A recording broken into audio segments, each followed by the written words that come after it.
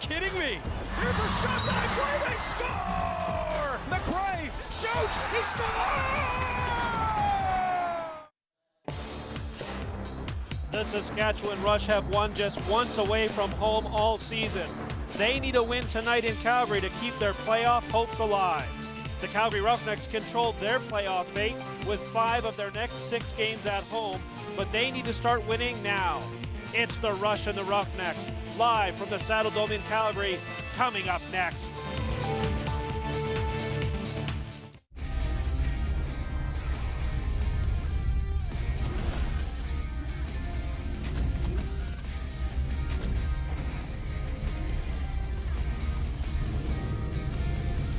Good evening and welcome inside WestJet Field at Scotiabank Saddledome. My name is Grant Farhall with Ryan Ballantyne, set to bring you tonight's contest between the Rush and the Roughnecks. And Ryan, this already feels like the playoffs. These are two teams right now on the outside looking in, and if they want to get to the postseason, these teams have to go on a run. Yeah, with just 3 wins each for both the Rush and the Roughnecks to this point in the season. Both teams looking for consistency and struggling to get into the win column at 3-8 and 3-6. As you see here, we've got the West Division standings. Saskatchewan Rush at the bottom, 5.5 games out of first place and trailing Vancouver by 2 full games at this point. Calgary, on the other hand, has a chance at making the playoffs as they can get a pair of wins and catch up to Vancouver in the standings. Also in play is that crossover spot currently held by Albany. If they have a better record than the 4th place team in the West, they're going to end up in the 4th place spot in the playoffs. And if the Roughnecks are going to go on a run here, Ryan, they really need to get some offense going. This team is last in the NLL when it comes to goals for. They're going to have to depend on their big weapons. Yeah, just 88 goals so far on the season for the Roughnecks through 9 games. The only team in the National Lacrosse League with less than 10 goals a game. And the guy who might need to find the back of the net a lot tonight is Curtis Dixon. He's down on the floor with Alana. Curtis, what's the mindset for the Roughnecks tonight, heading into tonight, playing a Prairie rival? From here on out, we're treating every game like the playoffs. We know these guys are in a similar position that we are.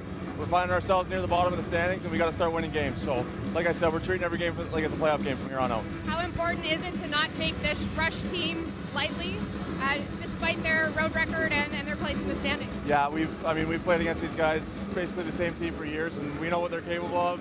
I don't think their record indicates how talented they are. So, we're obviously not going to be taking them lightly. Thanks for this. No problem. Thank you.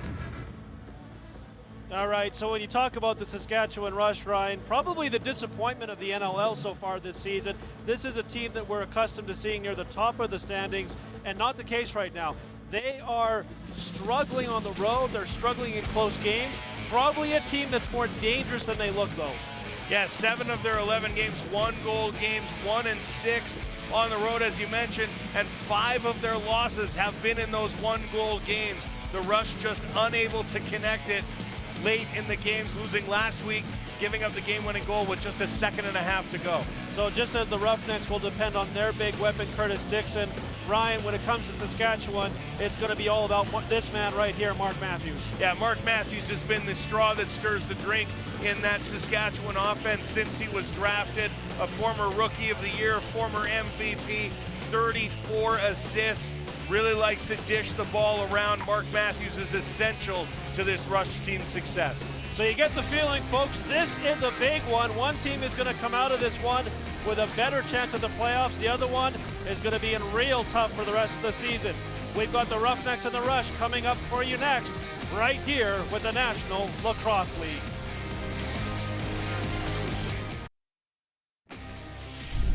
The NLL on TSN is brought to you in part by Alterna Savings. Alterna offers easy, more personal financial services and puts the good in banking. Visit alterna.ca to learn more. By Fanatics.ca, the NLL's home for officially licensed everything. Visit Fanatics.ca today. And by Guaranteed Rate. If you believe it, you can do it. Guaranteed Rate. Believe you will.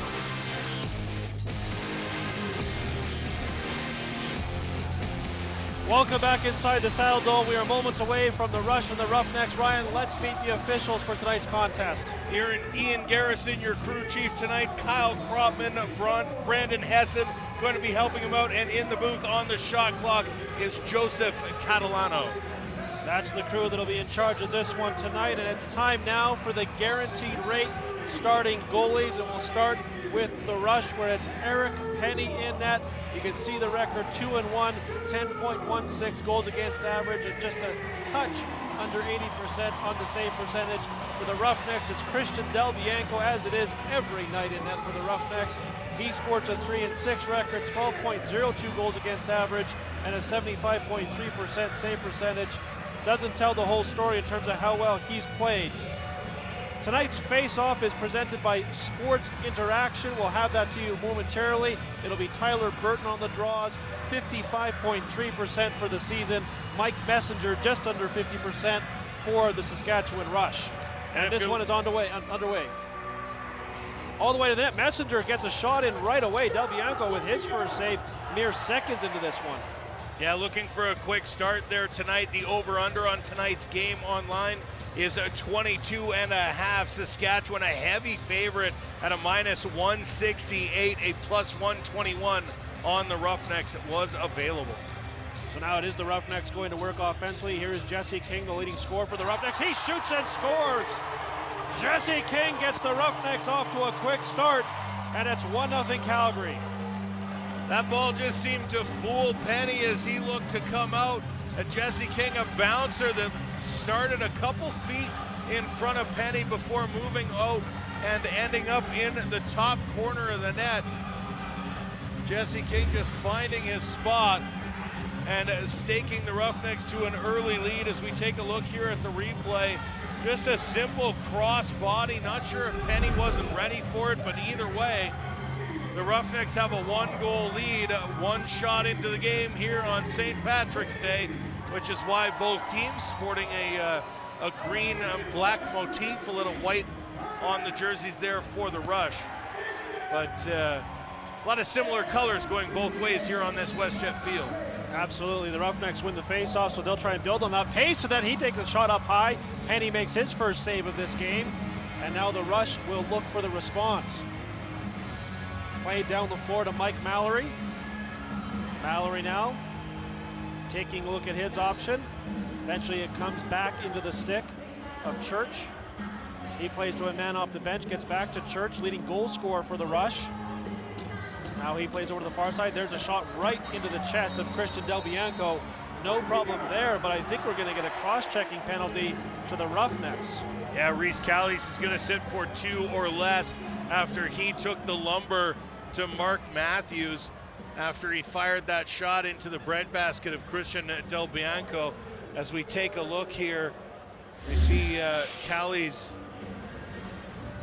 going in, and we'll see down on the lower left here, you can see, there's a cross-check to the head right on Mark Matthews, as he will obviously be back out on the floor here for this Rush power play.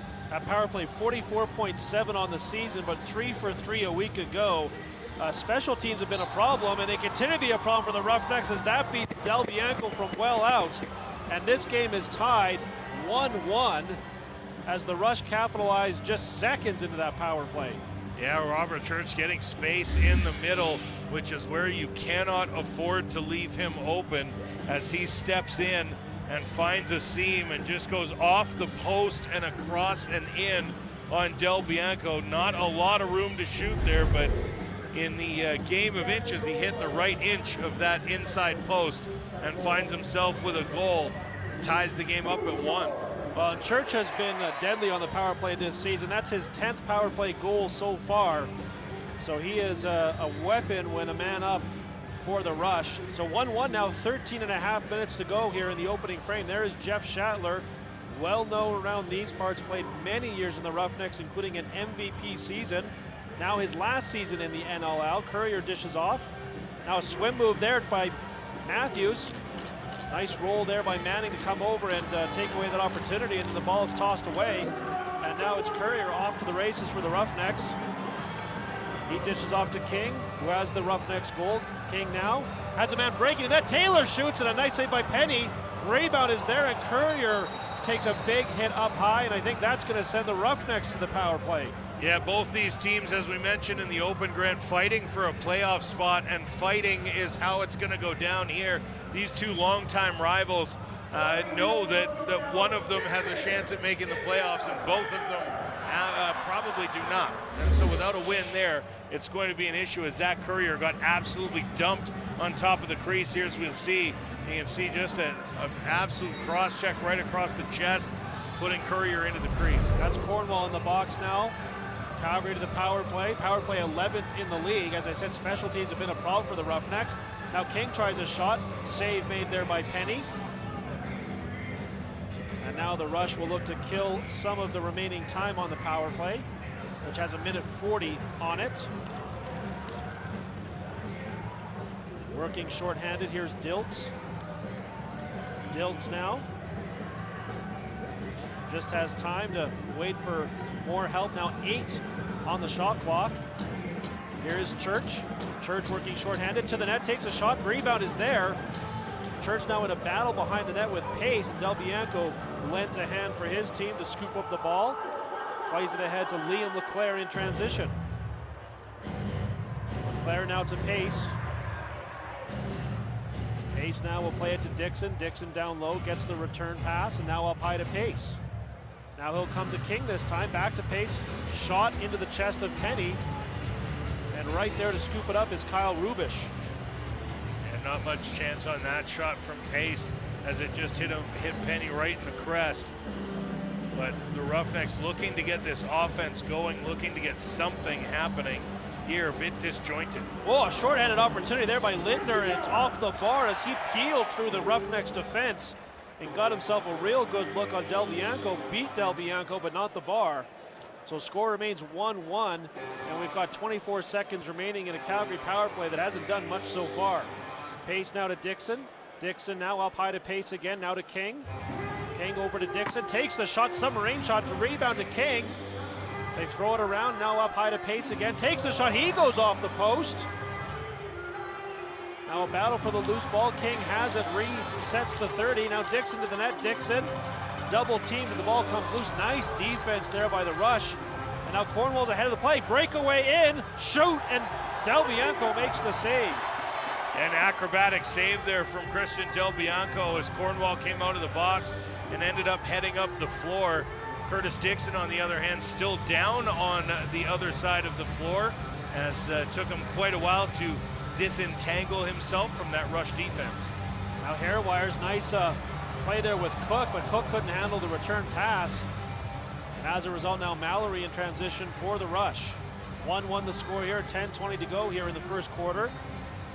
Mallory has help off the bench, gives it to Jeff Shatler. Shatler now swings it down low. Now it comes back to Mallory. Now they'll move things around. And then a nice defensive play there to chop the ball loose. And it eventually rolls to the corner with just 5 seconds on the shot clock. Good defense there by the Roughnecks on that defensive set. Yeah, Reese Cowley's being very physical on that side of the floor, ends up chopping the ball out of Shatler's stick, generating a turnover, and sends the Roughnecks back on offense. King to Dixon. Dixon now dancing. Dixon swims around the defender, goes behind the net, step attempt, and Penny saw that coming. Nice save by him. And now here are the Rush in transition, as Corbeil has it. And now the Rush get the offense on the floor. Lindner with it. Had that great opportunity shorthanded a few moments ago. Now here's Matthews. Matthews has the ball pop out, but right to a Rush teammate. Now it's over to Keenan. Keenan was looking for a man breaking to the net. That's away from the play, and second straight 30-second violation against the Rush as the Roughnecks defense comes up big. 2 early goals in this one. Church for the Rush, King for the Roughnecks. We're tied 1-1. You're watching the National Lacrosse League.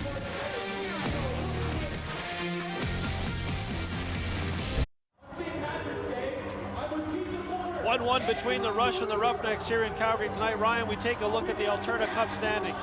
Yeah, the Alberta Cup head-to-head Canadian games. The Halifax Thunderbirds perfect on top of the record at a 4-0, running away with it a little bit this season. The Roughnecks in second in those standings at 1-1. The Warriors 2-3, and the Rock and Rush just a single win against Canadian teams across. But the Alberta Cup will be awarded to the team that has the best record among all the teams, amongst all the Canadian teams as they play each other. Roughnecks tied 1-1 here with the Rush. Back to work offensively. Dan Taylor with it. Taylor passes off. Eventually it comes to Cook near side. Cook now looking for his options. Passes off to Waters. Waters now to Dixon with 9 to shoot. Dixon double teamed again. That's been the book on Dixon this season. You can see teams really collapsing on him. And in this case, the ball rolls loose to the Rush. Good defense there for Saskatchewan. And now Beers. 7 penalty minutes from becoming 5th overall in NLL history. We'll see if he reaches that milestone here this evening. Now Church has the ball for the Rush. Now this is Matthews. He takes a shot from well out. Del Bianco makes the save. A nice stop there from Del Bianco on Matthews. Always dangerous is Mark Matthews. The ability to put the ball in the net at almost any time. Yeah, sometimes, I mean, more of a playmaker, but he has a heavy shot when he chooses to use it. Taylor now passes off for the Roughnecks. King now gets the return feed down low to Taylor. Behind the back pass hits a body in front, and that allows Mike Mallory to scoop up the ball, and he comes down the floor. Had a man breaking, but the Roughnecks did a good job of getting off the bench and back on defense to take away that transition opportunity. Now it's Lintner again for the Rush with 17 to shoot. Runs towards the center area. Now he'll go down to the corner. Now there's an opportunity for Matthews. His shot hits a body, didn't get to the net. Gets the ball back though, now behind the net.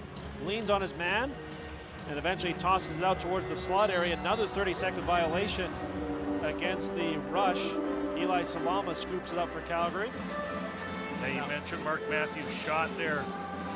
It's something that you have to respect, which allows him the room to become the playmaker, because you can't afford not to be paying attention to that shot. Here's Beers in transition, tries to get around his man, can't. Now he'll pass off to the offense on the floor, including Austin Murphy. Murphy now to the net, nice move, shoots and scores! Austin Murphy with a beautiful goal gives Saskatchewan the 2-1 lead. Yeah, nice move here in midair as he decides to end up going 5-hole on Del Bianco as he dives across the crease. Typically, the goaltender's looking to cover the top half of the crease on that far side or look for that cutback, but a nice shot going down low and taking the 5-hole as it was offered, and gives the Rush their first lead of the game. Make it 2-1. Yeah, and Austin Murphy, I believe, was just activated to the roster right before this game, and it looks like it was a good decision. So 2-1 now. Saskatchewan enjoying their first lead of this game. Calgary wins another face-off though, so they have a chance to answer. King with it. He has the Roughnecks goal. And now it's Cook for Calgary. Cook now has Dan Taylor. Taylor with it. Taylor takes a couple of chops, comes over to Dixon. Dixon now, nice move to the net and a nice save there as Dixon got a good look on Penny, but the Rush goalie equal to the task.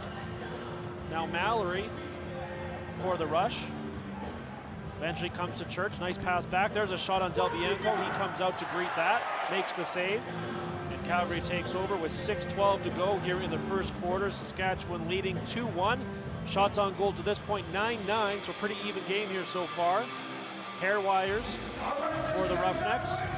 Gives it to Waters, and it comes down to the corner. That's Pace. Pace swings it up high to Cook. Cook now to Hair wires. Takes a shot from well out. Wicked shot. And Penny sticks out his arm to make the save. And now a potential breakaway opportunity. And Del Bianco just chops it away as Jeff Cornwall was steaming on top of him. Now here's Cook for the Roughnecks.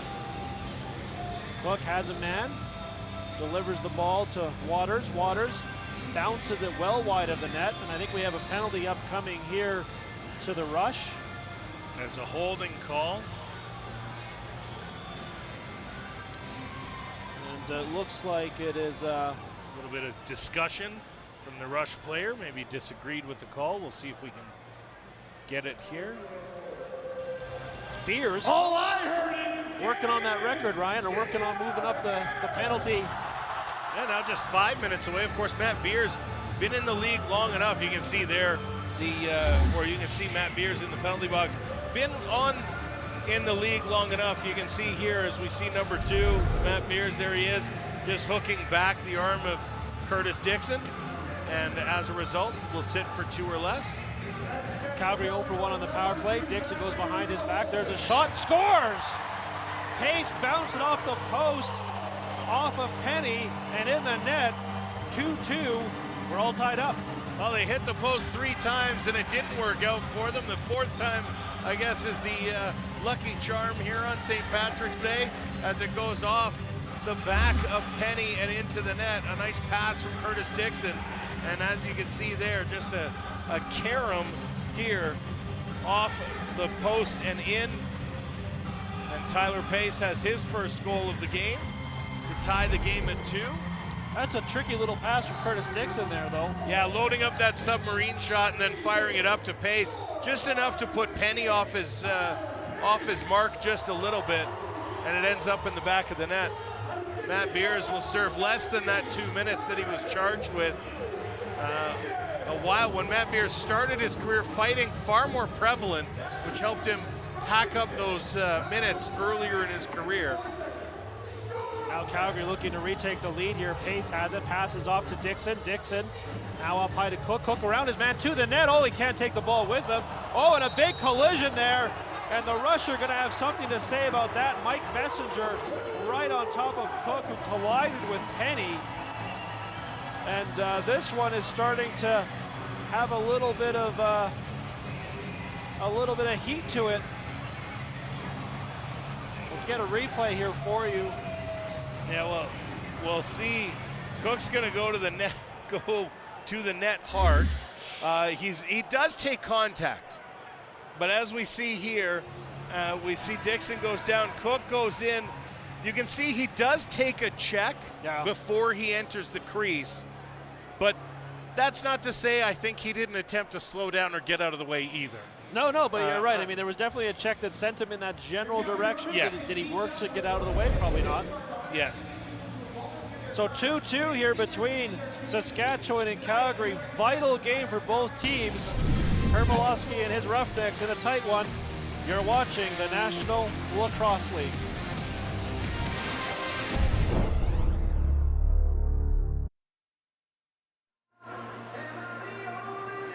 Saskatchewan and Calgary tied 2-2 here tonight in Calgary. We take a look at Jeff McComb here on the bench for the Rush. Ryan, probably a unique challenge for these coaches this week. Thursday night games, not the normal schedule, including for Kurt Miloski. Yeah, Thursday night game where you're going to have to bring in your players and your travel players early from their jobs to come in and get this sorted out. And then the Roughnecks play again here Saturday night, another home game. So 2 home games within the space of 3 days. Not a usual schedule here for the home team. Nice passing there by the Rush, who are now on the power play, coming out of that ruckus between Cook and Penny. Cook in the box. So Saskatchewan 1 for 1 on the power play, back to work a man up. There's a shot up high on Del Bianco. Rebound is there. Matthews is going to reset the 30. And again, in that first power play, it was Church striking within moments. He's got the ball now up high to Matthews. Matthews cuts through the defense, doesn't take the ball with him or had it blocked. But again, another rebound goes to the Rush, who still have 15 to work with here. Church to Matthews, inches his way in. And then looking for the quick stick at the side of the net. Lintner couldn't find it. And finally, the Roughnecks rather, going to have a chance to move it down the floor. Leclerc has to chop it just over center to buy his club a little bit of time, but the Rush will walk it right back in here with 54 seconds to go. Here's Church with it again. Now Matthews will try his luck on the other side. Comes down low to Schattler. Schattler looking at his options. Pass across just out of the range of Lintner. Has to pick it up the wall. Now Church has it. Church over the other side. There's the shot. Del Bianco, a nice save. Rebound is there. And it's Shadler going to take it over near the boards. 25 seconds to go in a power play that has spent the entire time down at this end of the floor. Church has it, takes a couple whacks. Now Matthews behind the back. There's a shot. Del Bianco, another save. And the Roughnecks still can't come up with it. Manning trying his best, down to one knee, and finally does get it. And doesn't quite get it over center in time. However, the Roughnecks return to full strength on a penalty kill that they were down there the entire time. Del Bianco making 5 or 6 saves. Now the Rush back working 5-on-5. There's another save by Del Bianco, this time off of Lindner. Now he's going to send it down to Cook out of the box. Yeah, heck of a stretch there for Del Bianco. As you mentioned, 5 or 6 saves on that power play opportunity, keeping his team tied at 2. A team that doesn't score often needs their goalie to stand up and keep the lights out. Now Cook to the net, takes the shot, scores! Tanner Cook! And it's 3-2 Calgary. A nice off-speed pitch here from Tanner Cook as he comes down the wing and finds himself with a little bit of space and goes for the low, slow ball on Penny there before finding the back of the net and extending the Calgary lead to 3-2 as we get a look at it here. Cook just finding a little bit of space and then a slow roller through the 5-hole. Penny reacting to it a little faster than he maybe needed to. And as a result, the Roughnecks find themselves with a 3-2 lead after surviving that power play opportunity for the Rush. Has to feel good for Cook after he took that penalty. And a big penalty kill by the Roughnecks and then a goal immediately afterwards. We'll see if that's a momentum swing in this game. Dixon now. Now here Hairwires. Hairwires to the net. He goes up high. He scores. Zach Hairwires makes it 4-2 Calgary. And oh, now we got some rough stuff after the goal. Yeah, a little bit of a dust up there down low between Matt Beers and Tyler Pace, I believe, who was on top of the crease. I believe Penny thought that this one, that Haywire stepped in the crease, and we'll see when we take a look here at the replay if he's got a case for it. But a nice shot from Hairwires just over top, and a little stutter step trip. Not sure if he got in the crease there or not. Looked clean on that first look. Yeah, no flag coming so far. I think this one is going to stand. But it looks like, yeah, as you mentioned, and then there was the little bit of a conversation after the fact. But Haywire's a nice goal there, just going over the shoulder of Penny after he just got beat 5-hole. So the Roughnecks changing up their shooting locations, and it's successful for them. 4th goal on 13 shots. Yeah, Roughnecks on a 3-goal run here to take a 4-2 lead. It's Courier now. Pardon me, that's Church for the Rush. And a quick pass over near side. Now it's Courier trying to stuff it. I'm not sure if he was trying to stuff it or if that was a pass attempt. Either way, it goes to the corner. And a fresh 30 there for the Rush. Now Murphy up high, takes a shot, comes bouncing off the end boards, and Courier comes racing down the floor for the Roughnecks. The Rush get back on defense, but here's Taylor into the play. Taylor now will step out. King now sends it back to Dan Taylor. 15 to shoot. Swings it over high to Curtis Dixon. Now he goes behind the net to Pace. 10 to shoot now. Pace comes out, gives it to Hairwires, takes a shot from well out. Easy save there for Penny. And Corbeil has it for the Rush to Beers. Beers now steps over center with under 30 seconds to go in the quarter. 4-2, Calgary leading. So there's about a 3-second differential, 3-4 between the shot clock and the game clock. So we'll see if the Rush try to wind it down for one more opportunity. Here's Church. Takes a shot. Oh, it goes off the defender and nearly bounced in the net. Goes to the corner. And the Roughnecks send it ahead. And Manning is just going to allow the clock to run down here. And the Roughnecks have to be happy with a 4-2 lead after the first quarter over the Saskatchewan Rush. A 3-goal run here late in the first quarter following a big penalty kill for the Roughnecks. They lead this one 4-2 over Saskatchewan. You are watching the National Lacrosse League.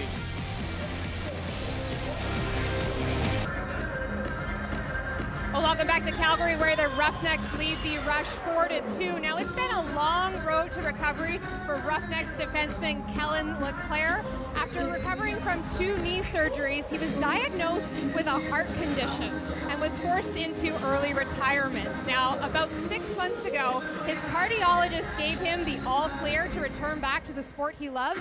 And guys, as an added bonus, he gets to play alongside his little brother Liam right here on the Roughnecks.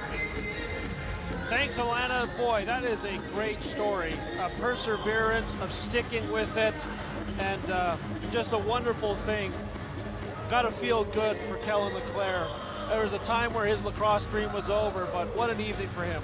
Yeah, the idea that he could come back now, almost 6 years since going into that early retirement and being able to recover to the point where he's got the all clear to play. You remembered when Kellen LeClaire was forced into retirement, it was, it was looked upon as a negative for the roster that he was lost, and now he gets to play, as Alana mentioned, with little brother Liam, who's had a couple nice defensive plays of his own here in the early going in this first quarter. 4-1 after the first quarter. Calgary leading this one over Saskatchewan, 4-2 rather. And Brian, we talked about Curtis Dixon and the role he needs to play in this game. No goals for Dixon in the first quarter, but he assisted on all of those goals. So picking up the offense in a bit of a different way. Yeah, he was averaging 4 points a game coming in, and as you mentioned already, 4 points in this first quarter. Curtis Dixon is a guy that knows how to win a championship. He's got a ring. The Roughnecks are still the reigning and defending champions in this league all the way back from 2019 due to the COVID-19 pandemic. So Curtis Dixon was one of the last people to raise that championship over his head, and he's aware of what it takes, and he knows that the Roughnecks are going to need him at his very best in this back half of the season. Shatler now for the Rush, as Saskatchewan gets the first crack here of the second quarter. Pass over to the far side, comes back to the middle area. Big hit throw there as Manning planted Courier. And now it's a head to Ticehurst in transition. He races ahead with numbers. Ticehurst to the net, takes a shot, was looking for that top corner and put it wide of the net. And that allows Saskatchewan to take over. Now Cornwall in transition. He passes off. There's the shot, scores! Robert Church, second of the game. It's 4-3. Del Bianco looked down at his stick to wonder how exactly that one got through him as it beats him through the 5-hole. The stick just not quite closing that gap between the legs, and as a result, the Rush back in it now, just down 1 on their 17th shot of the evening. You can see here a transition opportunity. Cornwall just finds his man coming off the bench, and Church makes no mistake, burying it behind Del Bianco and drawing the Rush within 1. Face-off contested, chipped all the way back to Del Bianco, who's happy to take it. Now he's looking at his options, and that pass is picked off right at center, and here come the Rush again. There's a shot in again from Church, and Corbeil makes the save. Del Bianco rather makes the save, and Del Bianco, I was going to say, is one of the better passes when it comes to goalies, but that one almost disaster for him. Yeah, so effective as a passer. He's got 6 assists on the season so far, and there's a charitable initiative with Del Bianco. Every assist he gets, $500 gets donated to charity. Pace takes the shot, and a save there, a little unorthodox, but it does the job by Eric Penny. Now here's Cornwall in transition for Saskatchewan. Passes off, and now they'll play it from the near corner. That's Keenan. Now a penalty coming up to the Roughnecks, and Penny will go to the bench, and they'll work it 6-on-5. Pace picks up the ball, and now we'll get the call here. I didn't see it. Ryan will try and see who it is and what they did. Looks like it might be Burton going to the box. Yeah, it's a holding penalty. So we'll find out if we've got a replay of that. Find out where Burton was. It was an off-ball. It was an off-ball penalty, obviously. As it It seemed like it might have been on the other end of the floor. And that Rush power play 1 for 2, but they were dominant in that last power play. They were down with control for the full 2 minutes. They just couldn't beat Del Bianco. Here's Keenan now to Matthews. Matthews now over to the side of the net, back up high to Matthews. Takes the shot. Oh, it squeaks through Del Bianco, but just wide of that far post. And now here's Reese Calley's in transition. He's got wheels, has help off the bench. There's Waters, the shot, that goes wide of the net.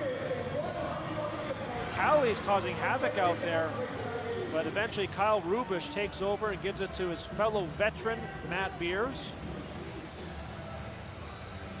Beers now will let the power play go to work here. It's got 1:18 still to work with. Church now, 10 power play goals on the season. Gives it to Keenan, back to Church. They go back and forth. Now Matthews has it. He takes a shot from well out.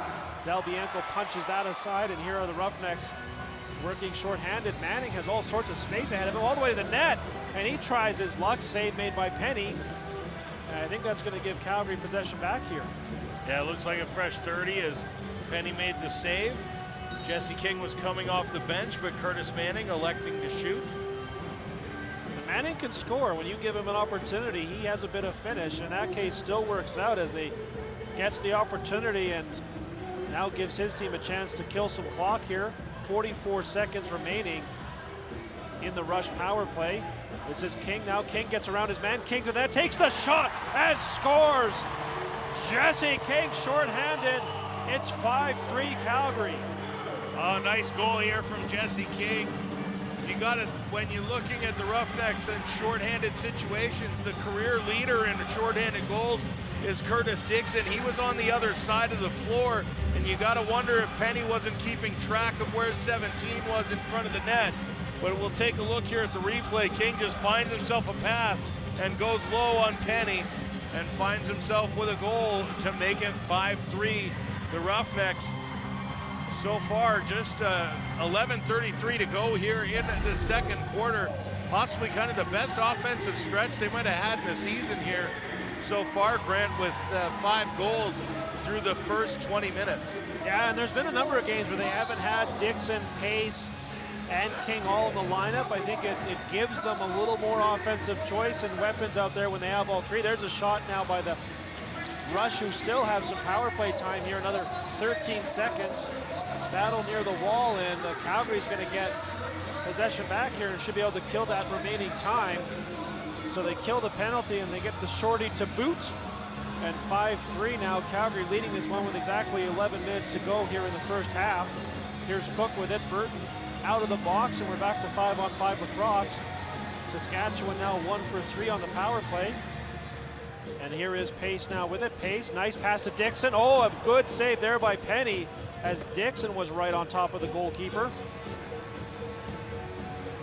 Now, for those unfamiliar, Curtis Dixon unable to corral that loose ball in the corner because he had landed in the crease. Once you've gone through the crease as a player, you cannot be the first one to touch the ball afterwards. So now it's the Rush trying to get back to within 1 here as they trail 5-3. Some physicality, another penalty coming up to the Roughnecks. They got to work on the discipline here. Keenan to the net, actually passes up high. Oh, shoots and scores. Austin Murphy, second of the night, off a beautiful feed from Keenan, and it's 5-4. Yeah, beautiful feed and an even better finish here from Murphy as he takes the ball on the crease, and Del Bianco signaling to the Roughnecks bench to make sure they get a look at it. I mean, he might have, well, Kurt Malosky's not pulling the flag out of his pocket at the moment. Oh, now it's in his hand. So I believe we'll see whether or not he's going to throw that challenge flag. Nope, and he doesn't. Puts it away. So yeah, a nice feed. I mean, Murphy was below the goal line and came out to score that low on Del Bianco and make it a 5-4 game. Both these teams not going anywhere. Here's Leclerc now for the Roughnecks. That's Liam Leclerc. He passes off, and now it's the Roughnecks looking for the response. Jesse King with the ball, has Dixon. Dixon now to the corner. There's Waters with it. Waters now over to the other side. That shot up high, and no problem there for Penny. Fresh 30 coming up here, and a big battle near the wall between Waters. And now it's eventually Cornwall who gets it over center in time. And Saskatchewan now with a chance to get back on even ground here. There's Church all the way around the net, out the other side, passes to the slot area, and that'll be an over and back against the Rush. And now it's Calgary looking for the opportunity. Matsuoka, though, is manhandled as he was running to the ball. A little game of glove in the face being played by those two players. Just a friendly hang on to the cage. But it looks like cooler heads will prevail here. Calgary leading Saskatchewan 5-4 here, 9:14 to go in the second quarter. You're watching the National Lacrosse League.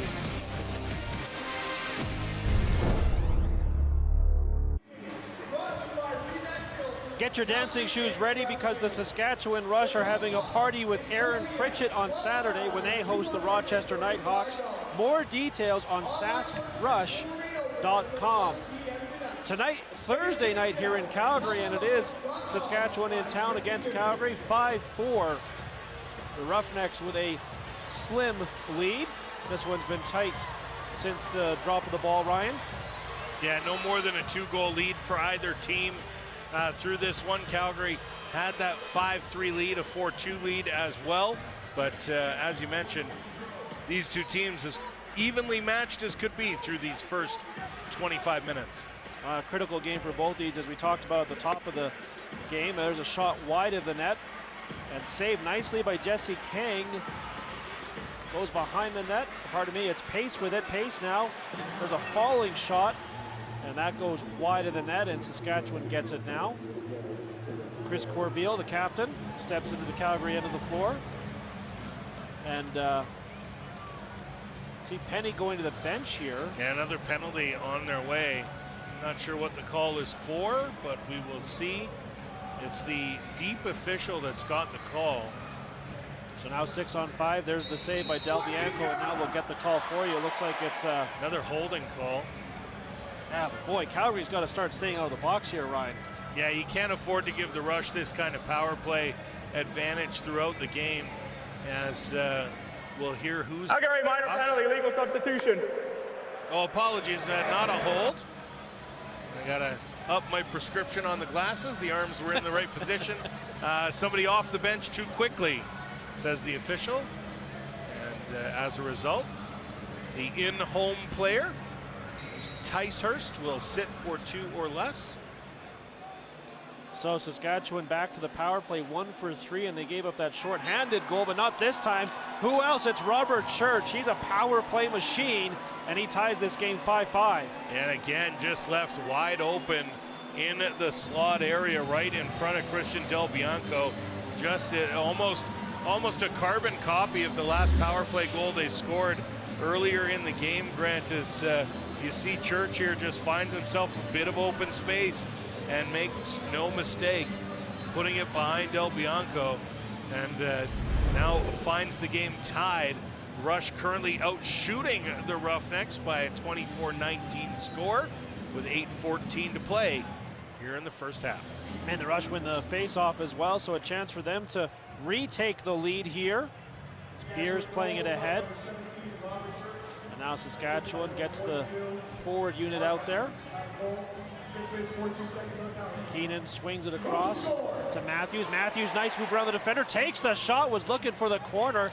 Del Bianco makes the save. He wasn't sure where it was, but it's the Roughnecks that take over, and now Ticehurst has it in transition. Ticehurst gives it to Cook. Cook now will flip the ball to Pace. Pace now gets some help.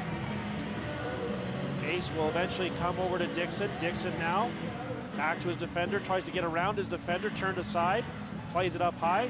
There's a shot and a nice save there by Penny off of Jesse King. Now it's played ahead, an opportunity for Cornwall in transition. Cornwall has some room. Cornwall to the net, and just as he was shooting, getting back there was Reese Cowleys. Del Bianco makes the save, but Cowleys did a good job of rushing back in to interrupt that play. And nice job from the Roughnecks defender to get his stick on it, to take away any power from the shot, and then took Cornwall with him and was able to get the ball for Del Bianco. Now a penalty being called, I believe, again to the Roughnecks. Waters looks like he's going to get called. No, excuse me. It's Herwires. It's Herwires is going to sit for 2 or less. So the parade to the penalty box continues here. Well, and Ryan, how many of these penalties are off ball? I mean, that's got to be the frustrating thing for Kurt Malosky is the lack of discipline away from the ball. They're just not necessary. Yeah. Yeah, if you're taking you look here at the lower left part of your screen, you can see Herwire. Wow, I mean, that's just a stick right up to the face. Yeah. I mean, it's very clear. There's no question from the official that that's a penalty. And as a result, the Rush look to reestablish a lead. There's Matthews to the net. He shoots and scores. Mark Matthews makes quick work on the power play. Saskatchewan regains the lead at 6-5.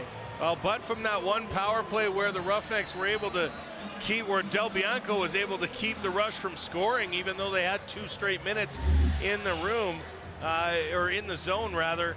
Mark Matthews comes out, and this is the 3rd power play, I believe, that they scored in less than 10 minutes, or 10 seconds. I mean, you cannot leave this Rush offense and allow them to do that. And you can't be going to the box. And as you mentioned, they're preventable penalties. Well, and again, special teams have been a problem for the Roughnecks, and tonight it's both a problem because they're taking too many penalties and because of how the Rush are cashing those power plays in. And now it's Calgary looking for the response here as we're back to 5-on-5 lacrosse, but now the Roughnecks trailing by 1, 6-5, and 6:22 to go here in the first half. Dixon now. Dixon passes off, then she comes to Pace. Pace was looking for a quick stick in the slot area. That doesn't work. Taylor battling for it, but it's Kyle Rubish coming out with it. He sends it ahead to Chris Corbeil in transition. Now he'll wait for the offense to get on the floor and hands the ball off. This is Keenan. Keenan now tries a couple moves, nothing working there. Lintner now passes off. Now Courier passes down low. There's Lintner spinning to the net, and a nice save by Del Bianco, though I think Lintner went in the crease anyways. Now a 5:40 to go here in the second quarter. It's Reese Callie's in transition. He'll pass off to Waters. Waters now steps in there and then passes. King comes back to Waters, now to Dixon. Dixon, nice pass into the slot area to King, but that is just out of his reach. And the Rush turn it over and come down the floor quickly now, looking to build on this 6-5 lead and look for a little bit of insurance. In transition, there's a shot blocked. And now it's Calgary's turn. We'll see if they can push the action. It's Ticehurst now running the floor. Ticehurst has a man on the other side. And a nice defensive play there before Herwires could do anything with it.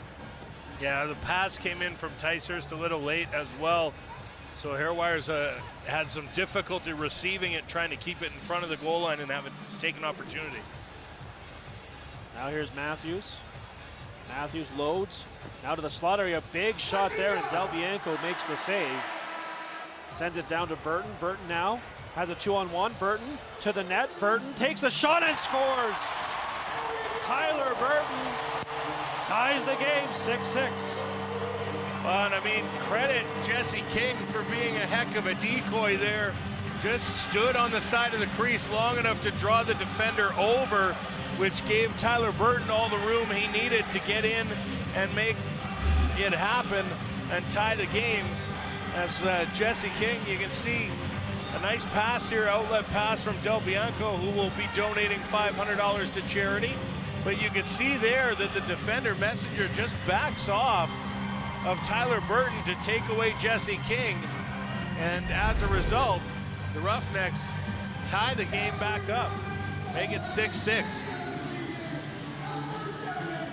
Yeah, and big goal there for Tyler Burton. He doesn't score many, but when he scores them, they tend to be big ones, and this one has tied the game here 6-6.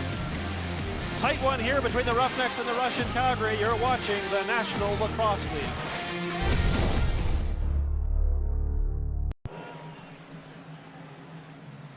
All tied up here tonight in Calgary, 6-6 between the Roughnecks and the Rush. It'll be Calgary possession here when we start things back up. And Ryan, leading scorer so far in this one tonight, Robert Church, 3 goals, 5 points overall. Mark Matthews gets a lot of the attention for good reason with Saskatchewan, but Robert Church, amongst the elite offensive players in the NLL. Yeah, coming in, he had, I believe, 54 points for the Rush so far this season, and as you mentioned, 5 points out of the 6 goals so far. Robert Church is getting it done for the Rush and keeping them in this game and really trying to keep their season alive. At 3-8, they can hardly afford any more losses. There's a shot from Dixon. Nice save there by Penny. Ball is up for grabs. And now a big battle, 3-on-1 battle, but it squirts loose to the Rush. And now they're going to run the floor and look for maybe an opportunity. Beers passes off. Shot might have gone off the bar. Either way, it stays out. Recovered nicely there by Saskatchewan. Corbeil has it. He now hands the ball off with under 4 minutes to go here. And this is Keenan for the Rush. Keenan now looks to the side of the net. Gets the return pass up high. Now he passes to Matthews. Matthews tried to find Keenan back on top of the crease, but he goes in the crease. And as a result, it's Calgary possession. Manning, longtime member of the Roughnecks, steps over center. Now to Waters. Waters to Hairwires. Now he's got Taylor off the bench, gives it back to Hairwires with 10 to shoot to Waters. Waters now to Dixon. Dixon hangs onto the ball, sends it up high to Hairwires. Now here comes the shot, scores! Jesse King with his hat-trick goal. And Calgary goes out in front 7-6. Right, it didn't look like much was going on with that offensive set whatsoever. And then all of a sudden, out of nowhere, King beats Penny from a good ways out. Yeah, it doesn't take much opportunity for some of the elite players in the game to score, and just uses the Rush defenders as a screen. You can see here, once King gets the ball back off the pick, he'll come back out in a little give and go with Taylor, and 3 Rush defenders kind of crossed in front of him just before he was able to shoot the ball, which maybe took the point of release away from Penny. And as a result, the Roughnecks back on top here, 7-6. Ball is thrown to the Saskatchewan bench area. Calgary recovers it there. There's Leclerc for Calgary. He thought he had Ticehurst just out of the reach of the young man, and now Ticehurst is in a world of trouble against 3 members of the Rush, including Corbeil and Kyle Rubish. And Ticehurst doing a nice job of just tying things up there. But no surprise, it is Saskatchewan that comes away from that pile with the ball. I think the combination of Corbeil and Rubish on you 2-on-1 on the boards is the stuff that offensive players' nightmares are made of. Well, let's face it, if you're going to the wall with Kyle Rubish, normally you don't come out with the ball, let alone Kyle Rubish plus 2 others. Now the Rush looking to get back on even ground here. There's a shot, scores! Keenan beats Del Bianco, and it's 7-7. This one is going back and forth. Well, both teams blowing the doors off here. The over-under for this game originally posted at 22.5. We're at 14 before halftime with 2:16 to go. And just a nice shot from Keenan, finding that top corner over the shoulder of Del Bianco from a ways out, as he just finds not enough of that far post, does Del Bianco, and Keenan buries it and makes it again a tie game. Both these teams going back and forth, providing a bit of a Paddy's Day treat for those in attendance. Calgary controls the face-off with 2:10 to go. Reese Cowley's with it. He'll pass off and head to the bench. It's to Pace. Pace now runs down the near side. He plays it up high to Cook. Cook now will come down to the corner, but it's taken over there as the pass was intercepted by Saskatchewan. And now with under 2 minutes to go in the half, they send it ahead to Cornwall. Cornwall in transition, pulls up. Cornwall loads, fires, and punched aside by Del Bianco.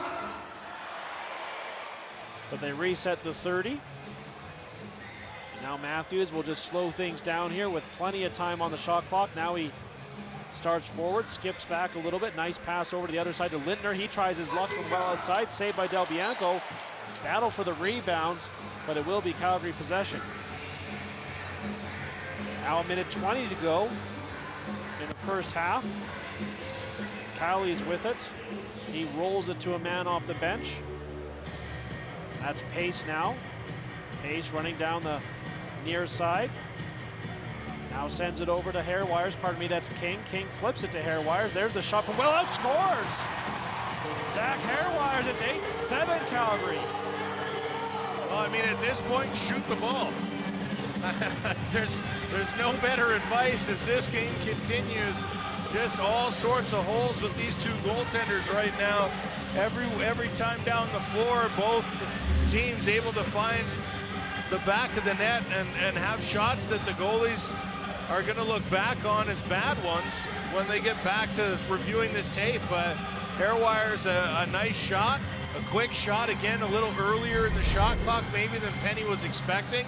But you might be looking for that 2-for-1 too, as there's still just a little over a minute to go, and it's going to be rush ball. 58.1 seconds to go here in the first half. And the Rush will have a chance to even things up yet again. Matthews has it. Matthews spins and bounces off a man. Now he passes off. Oh, a quick stick opportunity, side of the net for Shatler, just out of his reach. And now the Roughnecks have numbers in transition. Manning decides to hang on to it. King wanted the breakaway pass there, but he was just a hair behind the defense. So Manning thought better of it. Now 30 seconds to go. Dan Taylor has it near his own bench. Eventually to Dixon near side with 10 to shoot. Dixon dancing. Dixon, nice pass across. Oh, Taylor didn't look it into the stick, and now Saskatchewan takes over.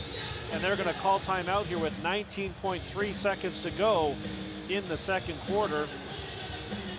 And yeah, boy, about as even a game of lacrosse, Ryan, as you can find. Yeah, and for both teams that are struggling, you can't argue with the way that they've come out and approached this one, just burying goal after goal. And as we mentioned coming in, only 9 goals a game, or 9.7 goals a game on average for the Calgary Roughnecks. They've got 8 here in the first half. And an offensive explosion. I talked to GM Mike Borden before the game, and he said this is their best offensive 5 they've been able to put on the floor all season. Everybody healthy, everybody here, and it's their best offensive 5, and that's certainly showing here tonight with 8 goals in the first half. Well, you look at who's carrying the load. It's Curtis Dixon with 4 assists. It's Jesse King, but then you're getting the secondary scoring from Zach Hairwires.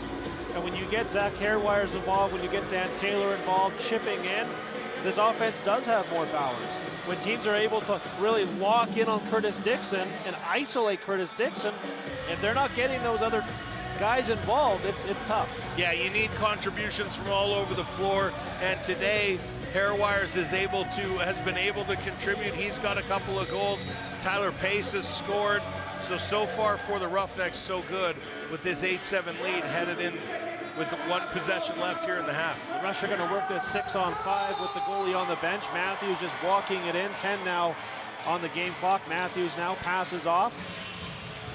Now just 5 seconds to go. They're going to have to do something quick. Long shot, or pardon me, a pass to the corner. I don't know if that was interrupted but I would dare say probably not how they drew that up, Ryan. But regardless, 8-7 Calgary leads this one at halftime in a playoff-like atmosphere, playoff-like game given the standings, Ryan. Yeah, absolutely. So far, both teams coming out and really kind of putting their foot on the gas pedal and able to come out with a very entertaining half of lacrosse. Yeah, and I think we're going to send you down to the floor now here where Alana has Robert Church, who has led the way so far tonight here for the Rush. Robert, 3 power play goals for the Rush so far tonight. What's making that power play so effective tonight? Yeah, I mean, we're just executing. I mean, they're trying to play against our strengths. We switched up a bit. We had some success. How did you think that your team responded in that first half? Yeah, I mean, we're down 1. I thought we had a pretty good half. We could probably clean things up defensively, but, you know, I'm happy with how we played. We're in a 1-goal game. We got a big second half ahead of us. Thanks for this. Yeah, no problem. Stay tuned. We've got the Guaranteed Rate halftime report coming up right now. Calgary leads this one 8-7. We'll be back with that halftime report here at Scotiabank Saddledome in Calgary. You're watching the National Lacrosse League.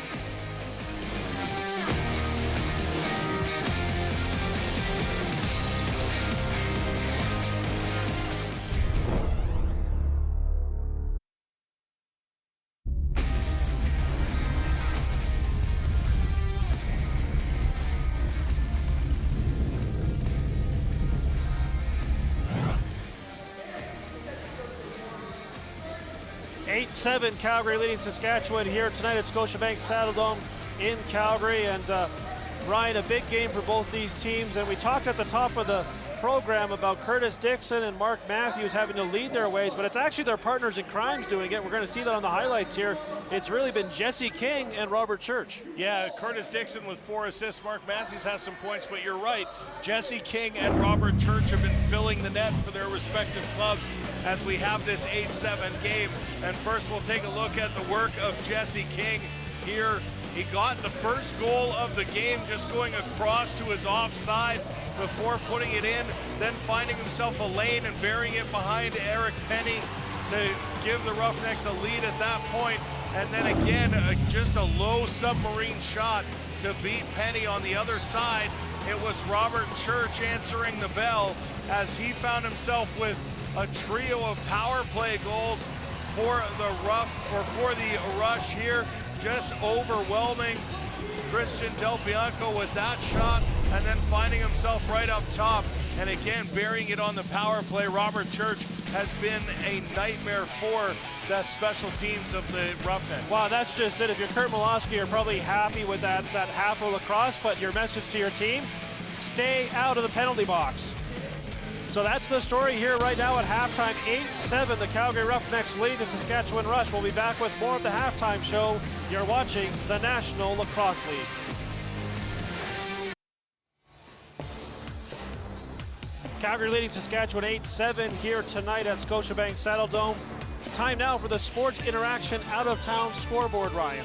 Yeah, taking a look, this is the first game of the weekend, but a busy day on Saturday as Vancouver takes on Colorado in a matchup that will matter to both these teams here in Calgary. They'll take on Panther City. Saskatchewan takes on Rochester, Georgia, and Albany, and Colorado with their second game of the weekend against San Diego. With the NLL trade deadline passed, Jake Elliott joins Devin Caney and Teddy Jenner on a special halftime edition of Coast to Coast to recap their favorite moves from around the league. Teddy Jenner and Jake Elliott, the NLL trade deadline came and went, so let's get into it. There were many moves made. Teddy, I want to start with you. Tell me which trade specifically you think will have the biggest impact. I'm going to go right here on the West Coast, and I'm going to say Brett Hickey to San Diego in exchange for a second rounder. Brett was probably, or he was going to be a UFA at the end of the season. There's no telling if he would have walked or not. But for Philadelphia, they get a second round pick. They create some space and end up getting Sam LeClaire to help fill that void. But for San Diego, this gives them a big, powerful right-handed shot. I think they kind of hoped that that would have been Trey LeClaire this year, but he just quite hasn't found a groove in this latter part of the season. So bringing in Brett Hickey gives them some right-handed depth. It can allow Jeremy Noble to be more of a distributor and a quarterback and just take some space and defenders away from Westberg, who is having an absolutely phenomenal season. They add one of the best pure shooters in our game, and I think it's really going to give them an added boost as they make a serious run to an NLL Cup. Now, I'm going to piggyback off you because I actually had the same trade in mind along with Anthony Jokum, because I think it says a lot about what's going through Paul Day's mind right now as the Wings have lost the last 4 games. It does make you wonder if maybe Paul Day is selling and building around faster, younger talent. So I think that will have a bigger impact in seasons to come, not necessarily this season. It'll be interesting to see.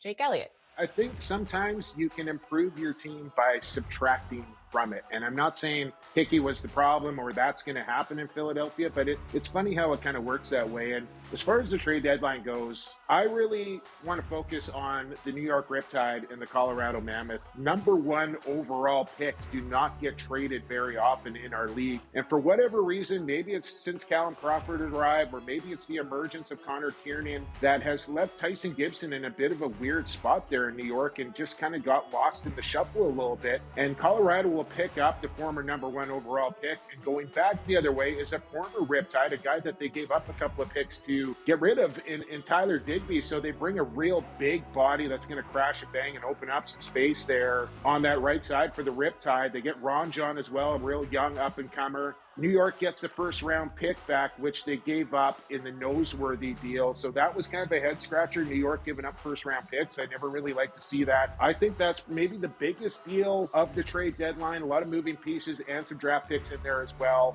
All right. Always an exciting time in the National Lacrosse League. Teddy Jenner, Jake Elliott, thank you so much.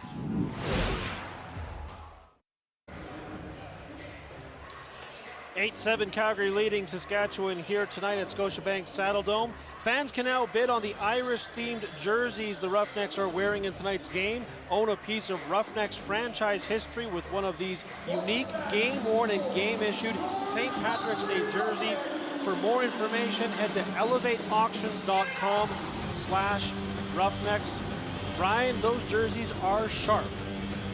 Yeah, I'd like one of those in my closet. Might be making my way over to Elevate to see what I can get and whose name I could sport on my back, because those jerseys, not just are they nice looking, Grant, but from a broadcasting perspective, they're sharp. Big letters, white letters on black jersey. Every team should have this jersey. So if you want a really unique one, inside tip, bid on the number 15 Kellen LeClaire. Yes. Because he's going to be wearing a different number on Saturday. So that is truly a unique item. Yes. Number one, the game he returns after the long absence, and a number that he'll never probably wear again. So whoever grabs that one, that is a good buy. Yeah. So back to the live action here to start the third quarter. And it is Saskatchewan trailing by one, but with possession. Church, who, as we talked about, led the way in that first half, has the ball, passes off to Keenan. Keenan now. He passes to Shatler and then gets it back to Keenan with 9 to shoot. Now Keenan, double team, nice defense there by the Roughnecks, and Courier comes over and just scoops it up. And now Calgary will get their first touch here of the second half. And it's Jesse King for the Roughnecks. Sends it to Dixon. Dixon now back to King. King now passes back to the other side, back and forth to King. King drops the ball, and we'll see if he can chase it down. Battle near the boards, and it is Kyle Rubish, who else, for the Rush, who takes over. Long pass, though, picked off by LeClaire, as that rainbow was not quite fast enough to get to its intended receiver. So now it is the Roughnecks sending it to the corner. There's Hairwires for the Roughnecks. Now to Waters. Waters now to Curtis Dixon. Dixon. Nice pass up high, or pardon me, to the slot area right on the crease, and big save there by Penny to keep this one 8-7. Yeah, Waters unable to see that one in after the nice pass from the captain of the Roughnecks out of the corner, looking to pick up his 5th assist of the game. And there's a nice save by Del Bianco, and eventually he finds the ball, sends it ahead to Matsuoka, and in transition, he'll wait for the offense to get on the floor. Gives it to Dan Taylor. Taylor to Jesse King, working from the near side. Now here's Waters with it. Waters trying to cut to the net, takes a shot, bit of an awkward save there, but does the job and keeps it out, does Penny. As we're still looking for our first goal here of the second half. Now there is Bobby Kidd III. He'll pass off and head to the bench. Keenan now passes off, and now it's Matthews. Matthews looking for some room. Bounce shot, tricky shot, but Del Bianco makes the save. That's the creativity there, Ryan, of Mark Matthews. Yeah, looking to change up the speed of the shot, the location of his release point, the aim point, all of those things to make you as unpredictable as possible, and that'll make you as successful as Mark Matthews has been here in his NLL career. Now Cook sends it down to Pace in the corner. Pace pass to, well, I'm not sure who. It went to the end wall eventually, and all the way back to Penny. Penny sends it ahead to Beers in transition. He scoops it off the floor. 12 minutes to go here in the third quarter. 8-7 Calgary nursing that 1-goal lead. Now here Matthews to a cut to the net. Matthews takes a shot, and Del Bianco keeps it out. I think he was dancing on top of his goal line there, but it does stay out. Yeah, manages to fall over and bring the ball with him in his equipment under his leg. and keep it a 1-goal game. 36 shots so far for the Rush, out shooting the Roughnecks by a 10 margin at this point. That pass to hair wires doesn't work. King had a crack at it but couldn't find the handle. Now it's sent ahead, and the Rush go back to work offensively. 11:24 to go. It's Church with it. Church now looking at his option, gets a pick. Pick and roll is called, though, as that pick was a little too hard on Courier. And now he's in transition. Courier waits for the offense to get on the floor, including Cook, who has the ball now. Cook is greeted. There's a pick from Courier. He gets the return pass. Now Courier will cut to the net. Kurt is in. Courier's in, rather, and that is a nice save there by Henny. Actually, it rolled into the net. But I think Courier was in the crease. We're going to try and get a replay on that. Miloski also looking up at the screen here, and he's going to throw the flag. As he does, the Rush score. Well, now here's an interesting... The timing of all of that is going to be very interesting indeed, because Miloski threw it as they were shooting and scoring. Yeah, so Courier scores on the Rush. Called no goal because Courier in the crease. Miloski got a look at the first replay and threw the flag just as the Rush were scoring at the other end of the floor. We'll get a replay here of the contested goal here, Ryan. So we'll take a look here at Courier. He takes off, but the overhead view is going to be, I think, what tells the tale of this one. If we can get that, but I know the referees will be looking at it here as well. And then we'll get a look here at the second goal. As they're coming down, we'll see if we can pinpoint. Yeah, it looks like the red flag is just out of the camera, so we can't see whether or not that lands before. And there's the overhead view of the officials looking at the Courier goal. As of right now, they have put the Rush goal on the board. So as of now, it's 8-8. However, if the Courier goal stands, it'll be 9-7. Well, and the referee certainly has a job to do, but admittedly, he's not making my job very easy at the moment, as his head is positioned right over the goal line of that camera angle. Now, in the National Lacrosse League, the replay officials are allowed to review and use cumulative evidence. They don't have to have one shot. They can put the shots together. And I mean, that's tough to tell. That is real tough. But I mean, it definitely crosses the goal line. It's whether or not the foot lands before it does.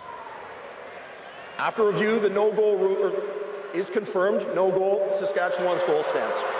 All right, so there you go. So it's 8-8. I mean, that is a 2-goal swing. Yes. Because of all that, right? It's 9-7 or 8-8. Yeah. And we'll get a, at the end of the day, it's Church with the goal. That is his 4th of the night. And his 3rd from that spot on the floor. Yeah. You got to think, if you're the defense of the Calgary Roughnecks, you can't let Church into that center of the floor anymore tonight, because every time he's gone there, it has been disaster for the Roughnecks, and really a benefit for the Rush, who now again tied 8-8 in a game they have to have. You cannot afford to fall to 3-9 when other teams that are in a playoff position already have 6 wins, and there Dan Taylor gets one back. So now it's 9-8. Yes. So the Roughnecks immediately respond there. Dan Taylor, we talked about the importance of secondary scoring. There is some of it from Dan Taylor, and in what could have been a real momentum swing, Ryan, I would say that immediate response is critical for the Roughnecks. Yeah, absolutely. If they did need to get it in here, and we'll see the replay here as Jesse King has it down low, finds Dan Taylor all alone, and Taylor going with the bounce shot into that top corner, just keeping it low on Eric Penny. And again, as you mentioned, stealing some of that momentum back after that 2-goal swing on the no-goal call and the goal on the far side of the floor. And the Roughnecks, again, back on top, 9-8. Here's Lindner now with it for the Rush. He tries to shot, scores! Doug Lindner ties it up. It's 9-9 as the Rush response. And Del Bianco just taps his chest to tell the defense that that one was on him as he gets in and finds himself on the wrong end of a tying goal here. Dan Lindner just caught him a little bit by surprise. That was a quick 5-hole shot early in the shot clock as Lindner just steps back and puts it behind Del Bianco. Makes no mistake there on that. And Del Bianco will want to have that one back as, again, we've got a tie game. Wow, what a game, Ryan, so far. Oh, incredible. A Thursday night game on St. Patrick's Day. The fans here and the ones watching at home and around the world have a great opportunity to see some high-level lacrosse here as both teams tied at 9 with 10 minutes to go here in the third quarter. Here's Dan Taylor again, now behind the back pass to no one except for Penny. He'll happily take it and hand it off to his defense. And here come the Rush now looking for the lead. If they can cash in, Church has it. Church has a man there. There's a shot. Del Bianco makes a save as he stops the Rush point blank.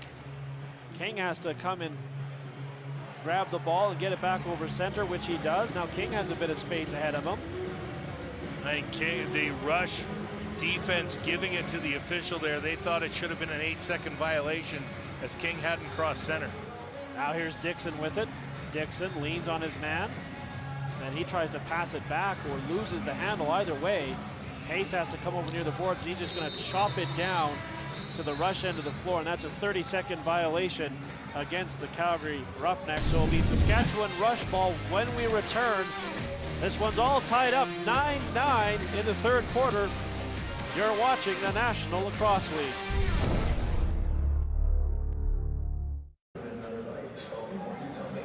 Well, the NLL trade deadline came and went on Tuesday with the Saskatchewan Rush making no changes to their roster. General Manager Derek Keenan said the message he wanted to send to his group is that they're not bailing on the season. He said the Rush haven't played their best lacrosse so far, but they can still win the season series against all of the teams in the running except for San Diego. But guys, that would mean that they would have to run the table with all of their remaining games. Yeah, it's a good point, Alana. They're 2-5 in one-goal games, and Ryan, they find themselves right in that situation tonight, and you wonder if that is a little seed of doubt in the back of their heads, because these close games have not gone their way so far this season. Yeah, as I mentioned in the open, they lost last week's game with just 1.5 seconds on the clock after allowing 5 uncontested. They lost 10-9. They had a 9-5 lead in that game. Roughnecks now, Leclerc has it. Liam Leclerc. He'll hand off to the offense. Jesse King now, he's having a big night. Passes to Dan Taylor. Taylor bounces it over to the other side. Calgary took some time to get everyone on the floor. Now just 9 to shoot. Taylor gets the return pass. And now with just 3 to shoot, King is going to load fire. Rebound is available. Taylor trying to find it, but he's got 3 members of the Rush there with him. And Beers eventually steps over center for Saskatchewan. Beers now passes off. There's a wicked shot from Shadler that goes wide. Nice save there near center by Keenan to keep possession for the Rush with now 10 seconds to shoot. Now a pass and a falling attempted shot there by Lindner. Good defense there by the Roughnecks to collapse on Lindner and prevent him from getting an opportunity. Yeah, Courier just took the stick away from Lindner there, tying him up and taking him to the ground, creating a turnover. Now here's King again for the Roughnecks. He goes all the way across to Curtis Dixon. Dixon looking for some help, passes back to King. King now to Pace, now to Dixon with room, takes the shot, bounces it wide. Hairwires tries to take it off the board, but Calgary just has 1 second remaining, and that's going to give the Rush possession back. And after some good offense in the first half. Both these offenses have gone a little cold here in the third quarter. The Rush will look to change that here. Courier passes off. Matthews now to Murphy. Murphy now takes a shot off the shin, I think, of Wade. And it goes all the way back down to Penny. And he'll throw it all the way down the floor. Whoa, got a shot on goal. Always good to see. Goalies trying to do what they can to help themselves out. Now King passes to Pace. Pace now back to King. King now comes to Dan Taylor. Taylor now runs into a 2-on-1, so he'll come to Hairwires. He takes a shot, that's blocked. Hairwires gets his own rebound back, sends it across. That shot is deflected, and again, Ryan, offense is starting to grind a little to the halt here. Yeah, both teams have slowed down a little bit. Just 3 goals here in this second half so far in the first 9 minutes. There's a shot, nice save by Del Bianco on one of the better opportunities he's faced so far. Now Courier has room, Courier has speed. Courier all the way, shoots and scores. Zach Courier, 10-9 Calgary. A nice goal. The speed of Zach Courier is something to be marveled at. When he gets the ball and heads down the floor, there's not a lot of players in the league that can keep up with him.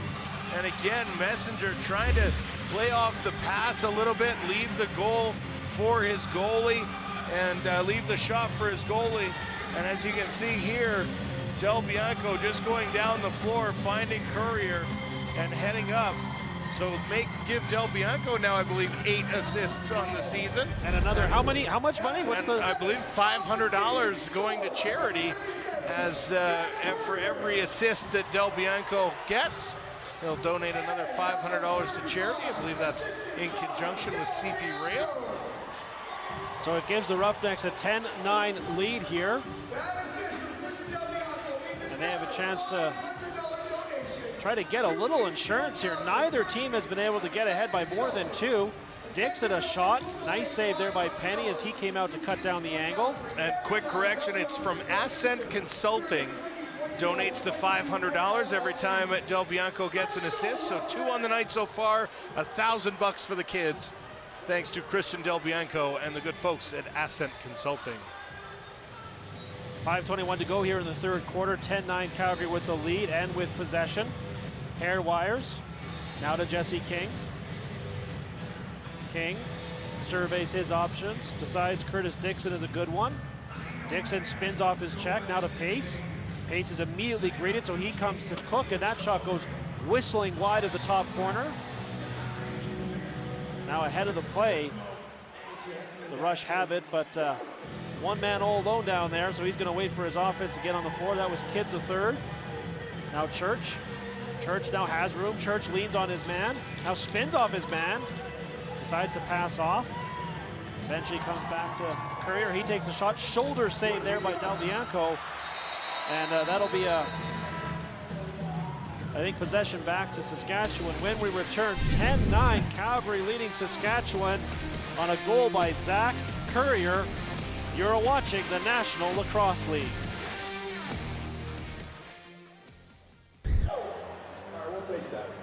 To see the best highlights, features, and content from around the National Lacrosse League, make sure to follow the NLL on Instagram, Twitter, YouTube, and Facebook. 10-9, Calgary leading Saskatchewan here tonight at WestJet Field within the Scotiabank Saddledome in what has been a heck of a game from the drop of the ball right through to where we are now. 4:36 remaining in the third quarter. This one's been tight. It's got a playoff atmosphere, and Saskatchewan needs this one badly. And they've got the ball now, trying to tie things back up. And here is Church. Church now greeted by the defense. Spins off the check before passing off. There's a turnaround shot by Courier that goes off the bar. There's another attempt over the bar. Another shot goes wide. Furious action. And Saskatchewan retains possession after that several opportunities. None of them stopped by Del Bianco. Now there's another attempt, goes wide of the net. Rebound is there, recovered by Saskatchewan again. Another shot, this time Del Bianco makes the save. and recovers the rebound.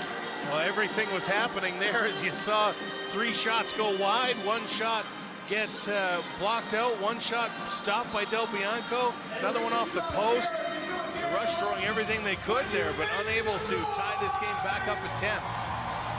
Now the Roughnecks with possession, looking for that critical 2-goal lead. It's Dixon with it. Dixon now trying to get a step, can't find one.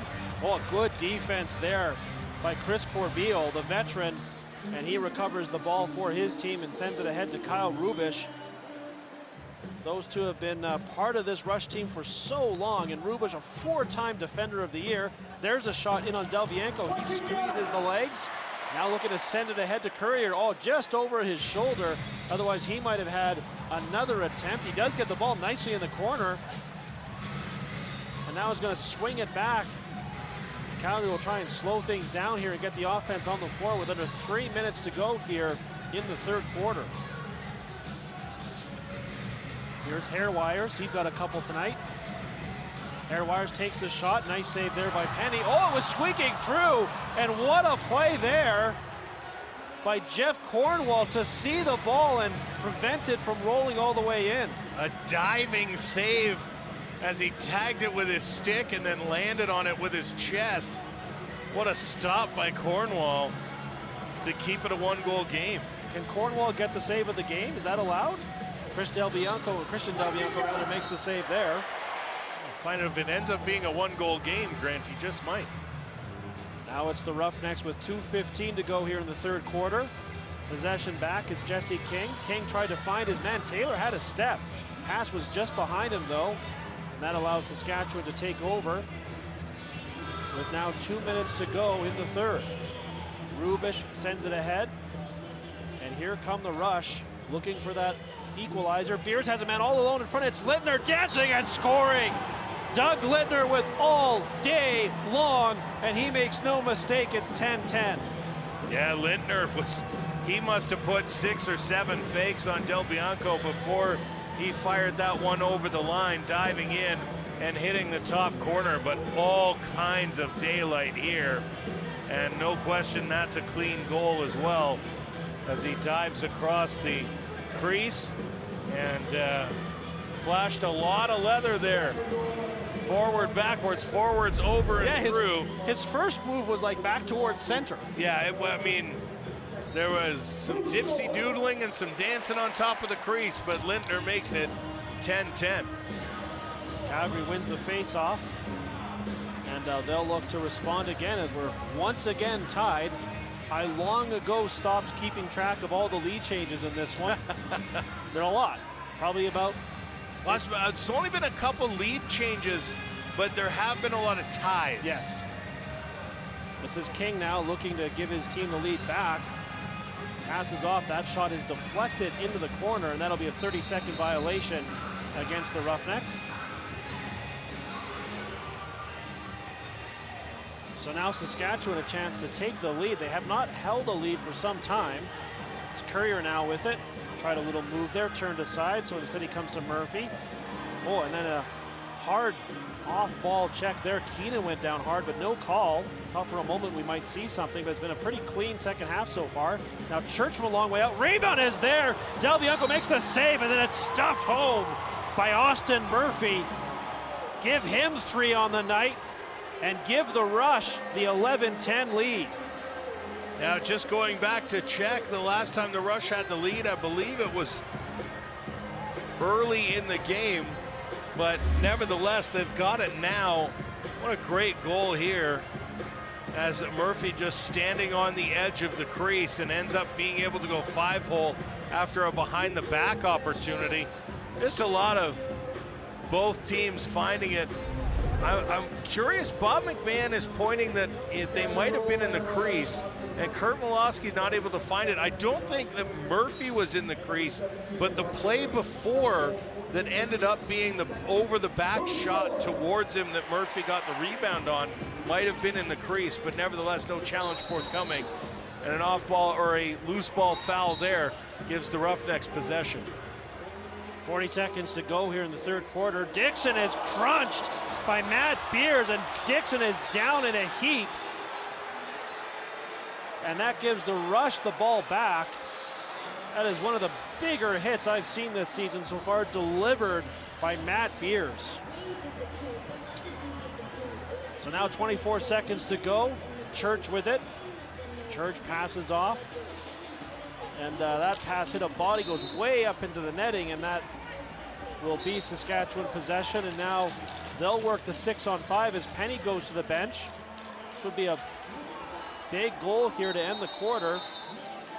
And I think Saskatchewan may call a timeout here, or the officials, I think, maybe are going to talk about the clock. Yeah, it wasn't running. It was whistled in, but it wasn't running. This feels like a critical moment of the game, Ryan. A couple goals by Saskatchewan. They retake the lead. Big hit by Beers on Dixon. If they can get a goal here, that really starts to shift the emotion of the game in favor of Saskatchewan. Yeah, absolutely. And that big hit plays into it, too. You're not necessarily a fan of retaliation or anything like that, but the idea that Curtis Dixon was on his back getting hacked from above by Matt Beers and not a single Roughnecks player made his way into that area is an interesting question that I'm wondering might be addressed by the coaching staff, as that's something that shouldn't, typically that would warrant a response. So they make the clock 13 seconds, so that's what Saskatchewan has to work with here. And it is 6-on-5 with the goalie on the bench. Now Church with it. Church, oh, a nice pass. There's the shot just over the crossbar. And then the Roughnecks recover it. So we'll head to the fourth quarter with the Rush on top here by a single goal, 11-10 over the Calgary Roughnecks. We'll be back with fourth quarter action for you. You are watching the National Lacrosse League.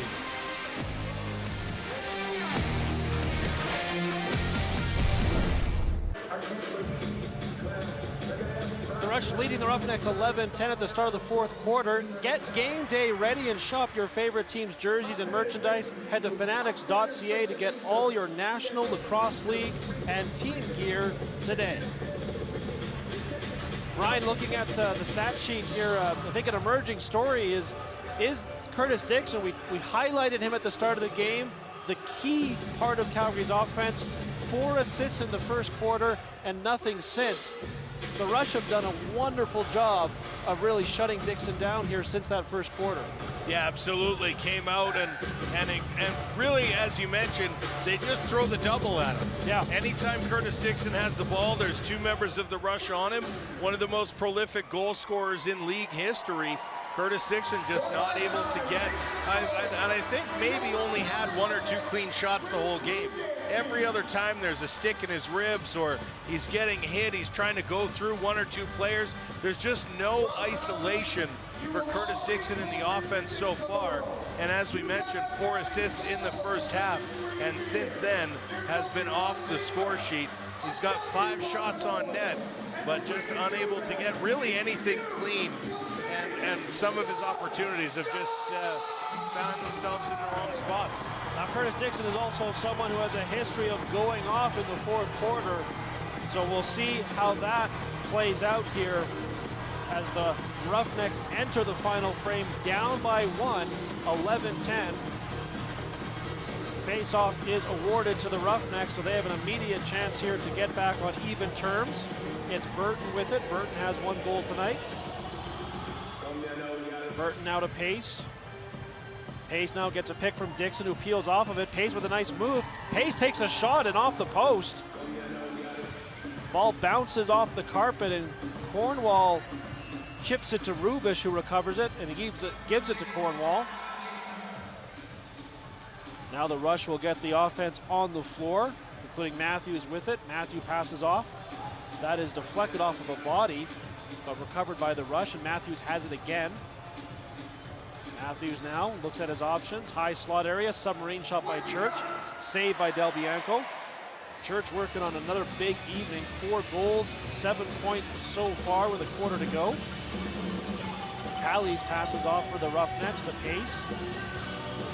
Pace now defended by Corbeil. Pace now with a bit of room, runs into a double team and is passed into the feet of Taylor. Cook has to come over near his own bench. Ball is loose though, and it's recovered there by Saskatchewan. And now numbers the other way. There's a breakaway opportunity, a save there by Del Bianco as he stops Mike Mallory on what was basically a 2 or 3 on 0. Yeah, those turnovers right near center make it very difficult for the defenders to get back because they have to wait for the offense to get into that substitution box and avoid a too many men penalty. Now here's Keenan for the rush. Keenan now the couple moves, spins towards the net, doesn't take the ball with him. Matthews had a chance, he can't find it, no one wants it. And now Saskatchewan will just throw it in the corner and take the 30-second violation. Oh, some good defense there from the Roughnecks, stopping a couple opportunities with some alert stick checks. Now here's Waters for the Roughnecks to Dan Taylor. Taylor now to Jesse King. And now to Dixon. Dixon now with a bit of a one-on-one. Dixon steps out. Dixon tries the shot and a nice save there as Penny was square to the shooter. Yeah, Dixon trying to go back to that 5-hole, but Penny shuts the door. Keeps Dixon from scoring his first of the evening. Now here's Jeff Schaller. He scored plenty here at the Saddle Dome. Looking for one here. He'll pass off this time. Murphy also passes, and now here's Courier. He tried to find a lane to the net, couldn't. So instead he goes back to Church. Church now to Keenan, can't take it cleanly, and another 30-second violation against the Rush, as so far it's the D standing tall in this final quarter. Callies passes off to Pace. Pace now will give it to Cook. Cook now to Dan Taylor. Taylor to Dixon. Dixon now with a bit of a step. Nice pass to Pace. He takes a shot, misses the far post, and that'll go into the crowd. Roughnecks want a fresh 30 there. Referees disagree, say that it did not go off of Penny before heading into the stands. Matthews tries to bounce it to the near post, misses. Kidd the third has it now to the corner. Passes over to the other side. Took a hit just as he did. Courier now with a bit of room. He tries a shot. Del Bianco with a kick save. And now it's the Roughnecks' turn. Neither offense have done any damage so far in this quarter. Here's Courier trying to change that. He has help off the bench, including from Curtis Dixon, who has the ball now with 18 to shoot. Dixon now was looking to return it and hit the defender. Recovers it though. Now 8 to shoot. Dixon, nice pass. There's a shot, scores! Well, we're all tied up again. 11-11 as Dixon once again is the playmaker. It's Kyle Waters with the goal. Yeah, great give and go two-man game here from Dixon and Waters as they look to get and end up tying this game. You see Dixon come down the wing and he finds Waters just on top of the crease, but a nice little two-man game here as he finds Waters in, and he takes a little bit of punishment for his opportunity as he's taken down into the crease, but he puts it behind Penny to tie this game 11-11 with 11:10 to go. So back and forth, and we're tied again. That's been the story all night long. And now the Roughnecks will try and retake the lead here. As it's Dan Taylor with the ball. Taylor passes to Pace. Pace now back to King. Wicked shot in on Penny. He punches it up into the net. And fresh 30 here for the Roughnecks. And here's King again. You can hear the crowd starting to get louder here as we're starting to get down to the critical moments of this one. Dixon now to Pace. Pace now jogs it back. Cook over to Dan Taylor, to Pace. He shoots and scores. Pretty passing and a pretty goal by Pace. It's 12-11 Calgary. Well, they're finding that middle area open right now as Dan Taylor and Tyler Pace do exactly what we just saw from Waters and Dixon on the other side. Nice little two-man game, some passing back and forth, and scoring the goal to retake the lead here as you see it go into the corner right on top of the crease and right into the net. And excuse me, it was a pass from Jesse King, not Dan Taylor. Dan Taylor was down there on the receiving end of a body check from Tyler Pace after that play, although I'm sure he was happy to get it. So Calgary back on top 12-11, and they get possession off the faceoff as well, as Burton has had the slight edge in that department. And now the Roughnecks will look for a 2-goal lead. It's Pace with it. Pace now. Oh, behind the back shot by Taylor. Penny made the save, even though he was deep in his own crease. The ball down to the corner area. And the Rush now will look to tie things up yet again. This is Shatler with it. Shatler with that little stutter step, shot from a long way out. Del Bianco makes the save. The rebound was available, but a nice job to roll it back to the Roughneck goaltender. Now Reese Cowleys has it for the Roughnecks. Cowleys gives it to Curtis Dixon. Dixon now looking at a one-on-one situation. Dixon tries to get around his man, passes off. Now here's Pace with it again, 10 to shoot. Pace has Dixon with him. Tried to find Dixon, cutting to the net, was just out of his reach. Now Dixon steps out, takes the shot, and a nice save there by Penny. Ball is loose, and Penny reels it in. Yeah, Dixon trying to find his isolation, needed a desperation shot with the clock winding down, got away a good one, but Penny able to kick it to the side and keep it a 1-goal game. Here's Keenan now for the Rush. He finds Murphy.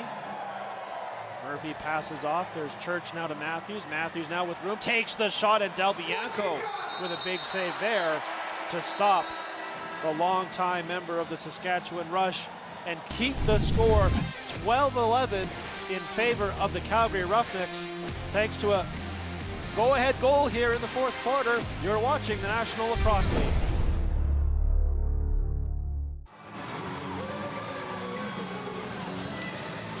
.12-11 here in Calgary. Time now for the Alterna Savings save of the game. We go back to Jeff Cornwall stepping in and making a save. Zach Harwire's just averted disaster there for the Rush as it got through Eric Penny but did not get through the defender.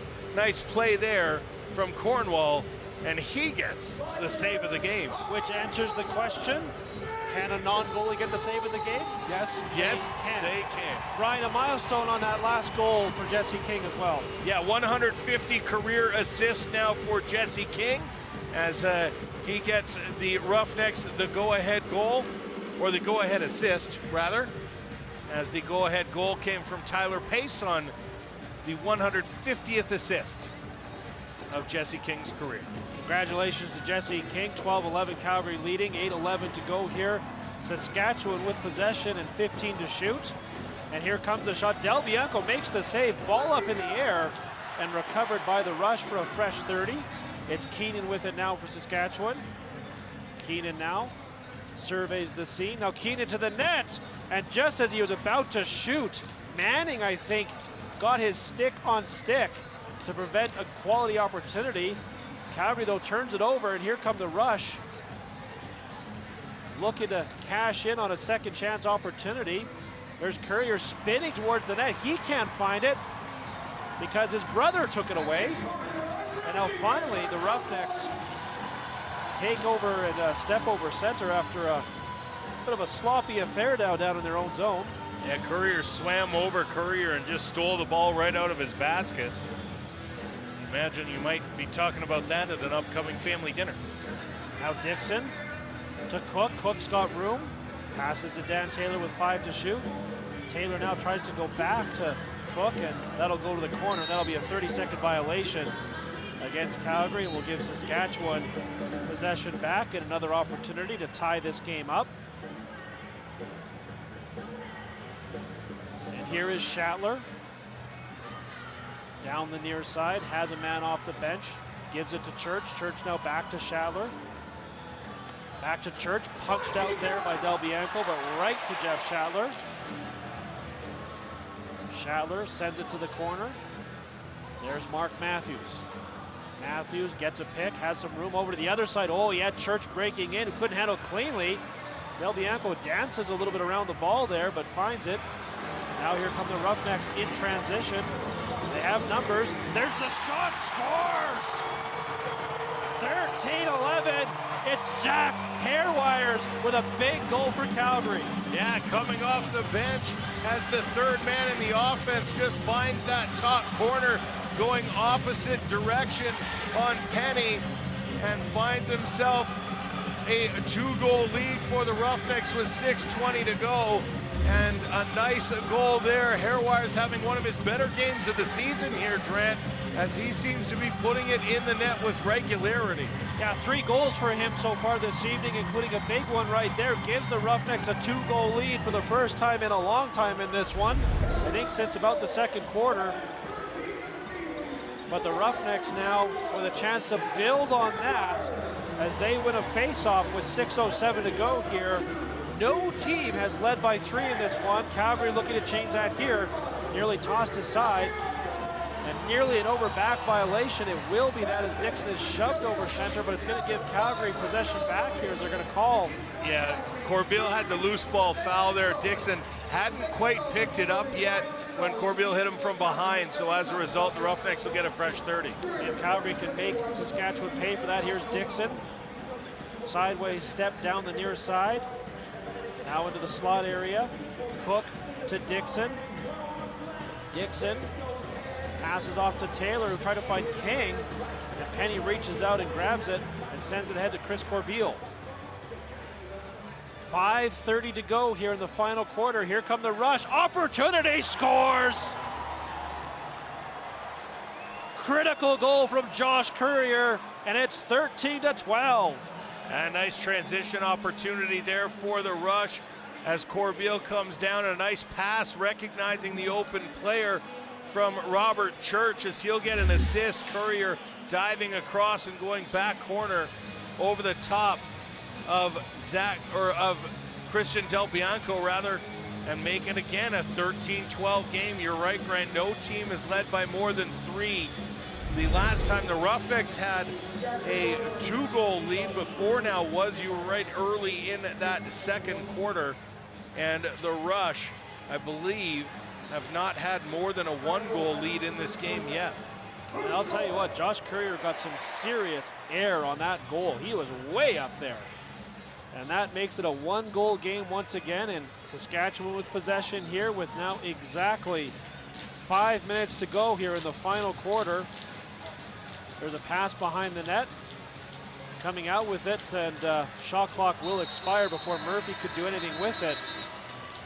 And that'll be a 30-second violation, give Calgary possession back. They lead this one by a single goal. It's 13-12 here in Calgary.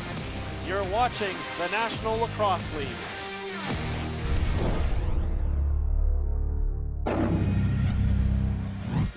(13-12) Calgary leading Saskatchewan. Ryan, time now for tonight's turning point presented by Fanatics.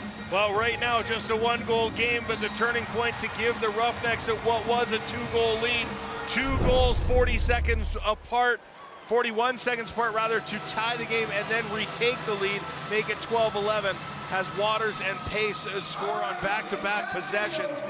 But we might need to change that as we go, because with a 1-goal lead and no team's had a better than 2-goal lead all the way, this one could still turn on it with a 13-12 score and 5 minutes to play. Here's Pace for the Roughnecks with 15 to shoot, plays it up high to King. King comes to Dan Taylor. Taylor now with the ball. Pace wants it back, he gets it, Pace down, loses the ball briefly. Dixon comes over to get it, he's just got 4 to shoot. Long shot in on Penny, he makes the save. And now Saskatchewan will look to get that critical tying goal. The Rush's season really on the line here. They cannot afford another loss on their record. Now there's Courier spinning off a man, takes the shot, and I believe right into the stick of his brother Courier. Now he runs down the floor all the way. Courier passes off, Manning passes, there's the shot, Penny with a huge save to keep the game alive for the Rush. Courier recovers it, sends it back to reset the 30. And now 3:40 to go here. Calgary will start to work the clock as well. Cook behind his back, finds King, still 15 to shoot, so Calgary's gonna nurse that clock as much as they can. while also looking for an insurance goal. Pace now with it. Pace passes off. There's King around the defense, takes the shot, another big save by Penny. Now here's Cornwall in transition, 3:15 to go. Cornwall has room. Cornwall pulls up, passes off now to Church. Church now with a step, bounces it, and it bounced too high. Del Bianco takes it, and now he'll play it ahead with 3 minutes to go. 13-12, Calgary leading this one. Wade has it. Wade will give it to Curtis Dixon. Dixon now has a step. Dixon now still with it, around the defender to the net. He shoots and scores! Curtis Dixon with a gorgeous goal to give the team a 14-12 lead. And a lot of bodies in that Saskatchewan crease after Dixon scored. Penny went down, landed on top of him, and used him as a stool to get back up as well. But Curtis Dixon right now seems to have a vintage Curtis Dixon Superman-style goal flying across the crease. You can see Penny there on top of him. As we go here, we take a look. There's the goal, and Penny gave Dixon every dollar of what that goal was worth. Now the question is did he end up in the crease? He gets up on top of him, and you can see Rubish is in there as well, Corbeil. So the question will be whether or not that went in before Dixon landed.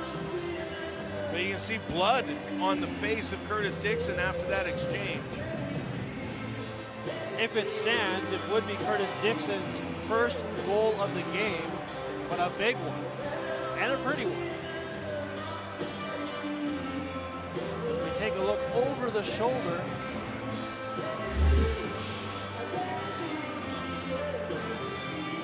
we'll take a look here. This will be a solid angle provided to us. So the takeoff is clear, and it looks good to me. Yeah. It looks good to me. It looks to be across the line before he lands. That foot's clean. And that's the defender's foot. He's in the air. And there his toe is on the ground. When is the ball? There's the ball. It looks like the ball's crossed. You can see the ball behind the goal line there. And the foot's still in the air. He's still moving down. That hasn't landed. That'll be a good goal.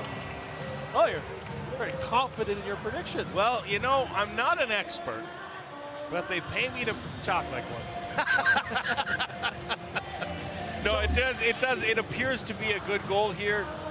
You can see, we'll take another look here, but as Dixon goes across, the confusion is the defender's leg is in the crease. After video review, the ruling on the field is confirmed. Good luck. Good goal.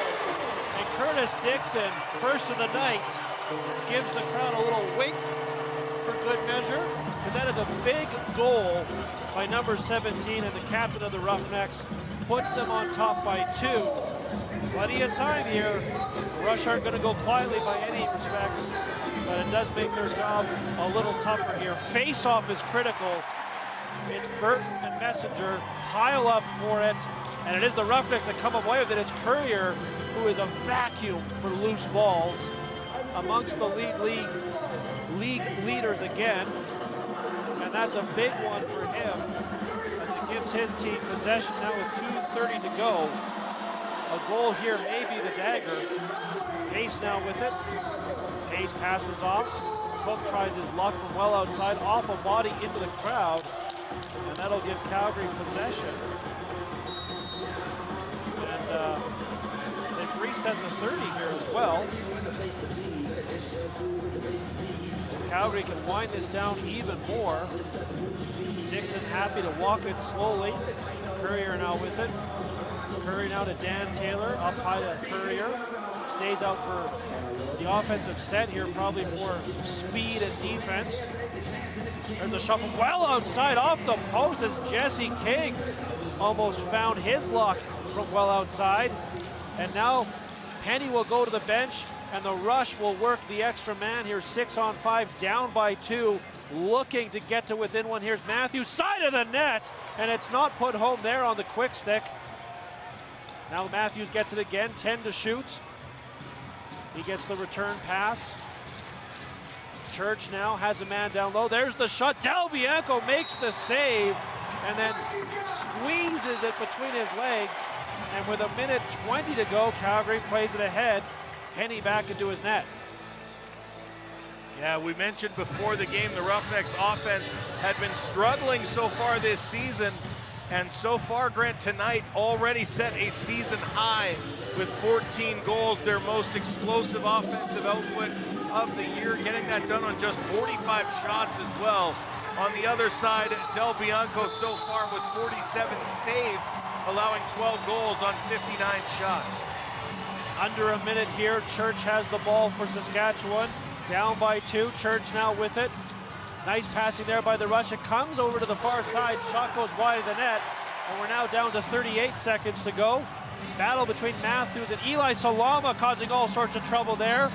Lying on the ball, and we're going to get a whistle, and it will be Saskatchewan possession. But now 30 seconds to go. There's a quick stick opportunity for Shadler. That doesn't work. Time winding down here for Saskatchewan. Matthews passes off. There's a shot. Del Bianco, another save. Rebound is there. And Del Bianco pounces on the rebound.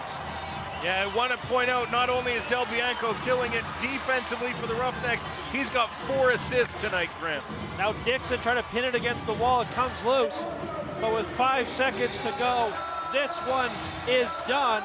And it is a massive win for the Calgary Roughnecks as they beat the Saskatchewan Rush 14-12, and in doing so, deal a big blow to the playoff aspirations of the Rush. Yeah, the Rush will drop to 3-9 on the season. The Roughnecks will improve to 4-6. Now just 1 game behind Vancouver for that 3rd playoff spot in the West. We've got the NLL post-game live coming up next for you, talking more about a 14-12 lead, or win rather, by the Calgary Roughnecks over the Saskatchewan Rush. We've got that for you coming up next. You're watching the National Lacrosse League.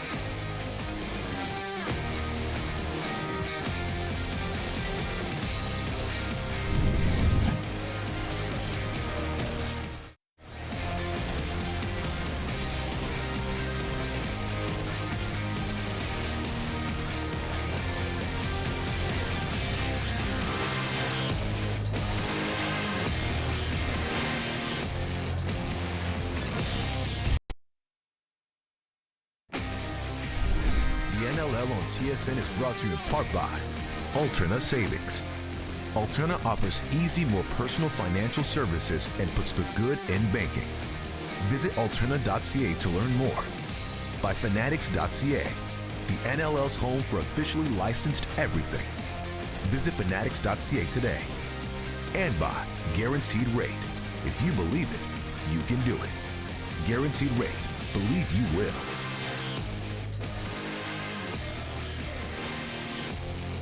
Calgary Roughnecks celebrating a big win, 14-12 over the Saskatchewan Rush.